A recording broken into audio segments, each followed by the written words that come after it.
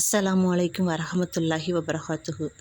நபிகள் நாயகம் ஸல்லல்லாஹு அலைஹி வஸல்லம் சொல்லியிருக்கிறாங்க, நீ எந்த ஒரு சூழ்நிலையிலும் இறைவனுக்கு அஞ்சி நடந்துக்கோ, எப்பயுமே அல்லாஹ்தாலா நம்மளை பார்த்துட்டே இருக்கான் அப்படின்ற ஒரு உள்ளட்சத்தோடு இருந்துக்கோ அப்படின்னு சொல்லியிருக்காங்க.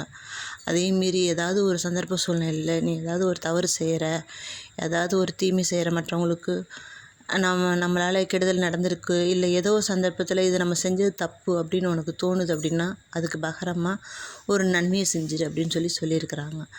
உடனே கூட அந்த சஹாபாக்களில் கேட்டாங்க, யா ரசூலல்லாஹ், நன்மை செய்கிறதுனாக்கா திக்ரு ஓதுனா கூட அதுவும் நன்மையை சேருமா? லா இலாஹ இல்லல்லாஹ் முஹம்மது ரசூலுல்லாஹ் அப்படிங்கிற திக்ரு ஓதுனா கூட நன்மையில் சேருமா அப்படின்னு கேள்வி கேட்டாங்க.